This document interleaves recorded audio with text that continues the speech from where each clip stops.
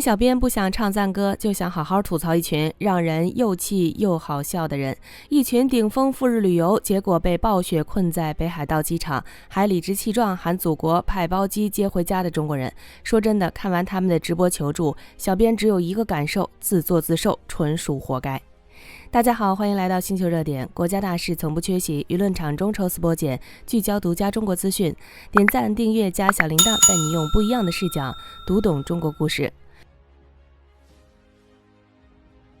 事情还要从2026年1月26日说起。日本北海道突降25年一遇的强暴雪，这场暴雪有多猛？数据说话，当天仅新千岁机场就取消了93架次航班，其中中国航线取消比例高达40%。到1月27日，滞留旅客更是从7000人增至9000人，其中中国游客就占了3500到4000人，差不多一半都是咱们同胞。说句不好听的，这可不是天灾的祸，更多是自找的。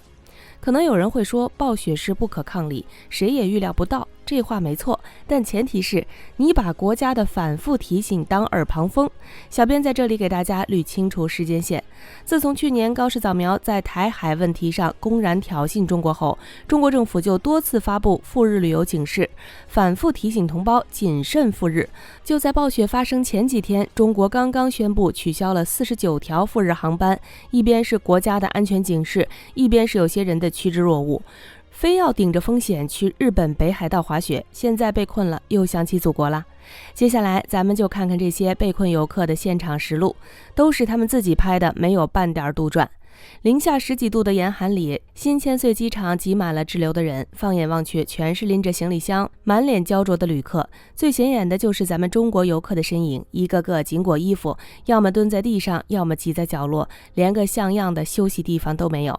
有游客在镜头里拍到机场内的改签窗口排起了一眼望不到头的长队，队伍蜿蜒曲折，从窗口一直延伸到机场大厅尽头。有游客吐槽自己排了整整4个小时，到最后连改签的资格都没拿到，工作人员只有一句轻飘飘的没票了，再等等。更离谱的是，就算运气好能改签成功，部分航线的改签差价高达8000元，相当于一张往返机票的钱，这可不是小数目。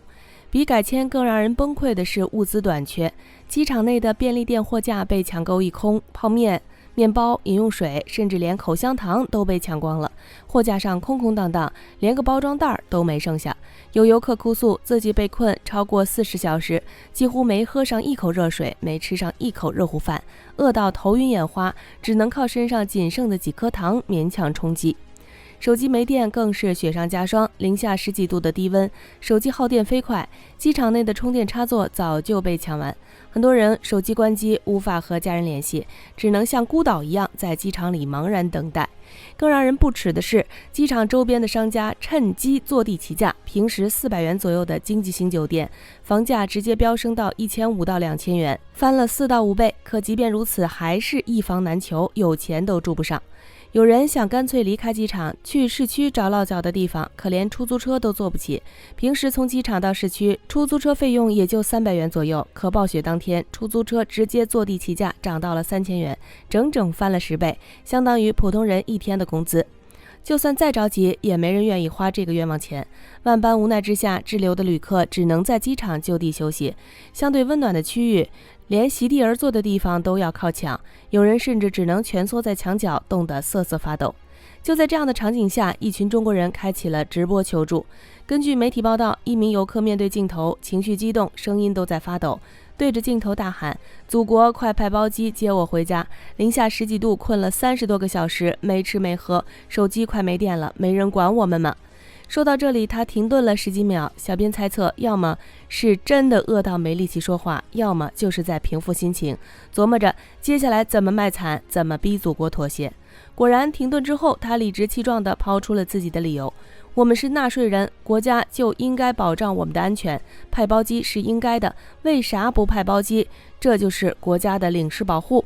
而且要求国家派包机的不止他一个。当晚有好几名中国游客同时开启直播，重复着同样的话术都不带重样的。有人打苦情牌，对着镜头抹眼泪，被困超过40小时，没热水，没有热食物，快撑不住了，国家救救我们。有人则直接质问，同样是海外遇险，为啥不能像其他撤侨那样派包机？祖国是不是不管我们了？还有人不断重复，新千岁机场被困，航班全取消，酒店满房还涨价，出租车坐地起价，求祖国包机。看完这些直播，小编真的气笑了，这群人的幼稚和自私真的让人无法理解。首先，小编必须明确一点，国家派包机撤侨是针对那些身处战乱、政变、自然灾害导致生命受到严重威胁，且无法通过正常渠道撤离的同胞，比如利比亚、阿塞拜疆、伊朗和以色列爆发战争时，那些被困的同胞，他们的生命安全随时受到威胁，国家派包机接他们回家是责任，是担当。可你们呢？你们只是去日本旅游，只是因为暴雪导致航班取消，归途受阻。日本的社会秩序还在正常运行，只是交通暂时瘫痪，物资暂时短缺，你们的生命安全并没有受到严重威胁。说白了就是多等几天，多克服一下就能正常回国，凭什么要求国家派包机？更可笑的是，你们口口声声说自己是纳税人，国家就应该保障你们的安全。小编也是纳税人，我明确表示，坚决不同意国家用我们纳税人的钱去接一群不识大体、顶风作案，甚至有意和国家对着干的人。你们缴纳的税款是用来保障国家发展、保障全体同胞的共同利益，不是用来给你们的任性和自私买单的。你们口口声声喊着国家要保障你们的安全，可你们当初无视国家的旅游警示，顶着风险赴日的时候，怎么没想过国家的良苦用心？国家多次发布赴日旅游警示，取消赴日航班，不仅仅是反制日本右翼的挑衅，更重要的是为了保护每一位同胞的安全。可你们呢，把国家的提醒当耳旁风，把国家的担忧当小题大做，一门心思要去日本消费，要去北海道滑雪，现在被困了，又想起祖国啦？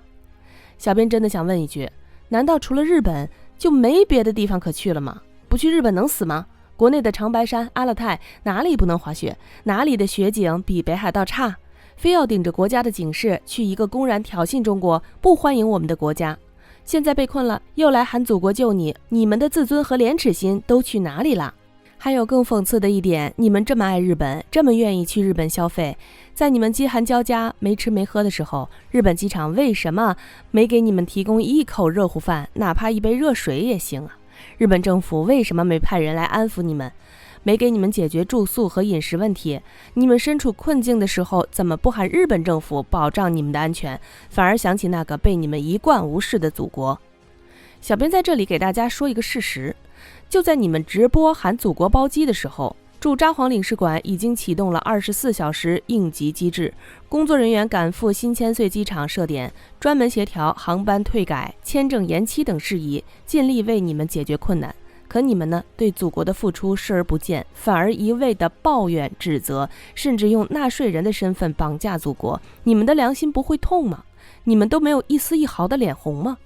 说句心里话，面对日本右翼的挑衅，小编一直觉得今天的中国早已不是当年的大清国，国家空前强大，军事实力在世界领先，我们有能力保护每一位身处险境的同胞。但这种保护从来都不是无底线、无原则的，更不是用来保护那些任意妄为、不识大体的人的。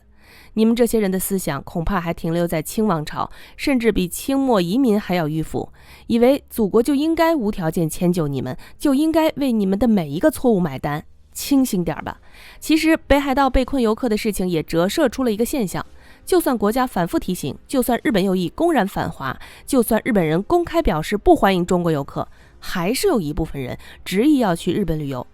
而这群人的任性，不仅让自己陷入困境，也让国内的同胞跟着丢人，更间接助长了日本右翼的气焰。最后也给爱国的同胞们报告一个好消息，2026年春节假期，中国出境旅游目的地排名中，日本已经正式跌出前10，这是近年来第一次出现这样的情况。根据旅游平台发布的最新数据显示，春节假期中国出境游客总量同比增长35%，但赴日游客同比下降72%，仅占出境游客总量的2.1%。相较于去年春节，下降幅度巨大。而泰国、马来西亚、新加坡等东南亚国家成为了中国游客的首选目的地，排名稳居前5。至于那剩下的2.1%，就请好自为之吧。好了，今天的内容到这里就结束了。如果你喜欢小编的影片，还请大家多多点赞转发，让更多的人一起见证中国进步。关注我的频道，这样既能回顾往期视频，又不会错过之后的精彩内容。那我们下期节目不见不散。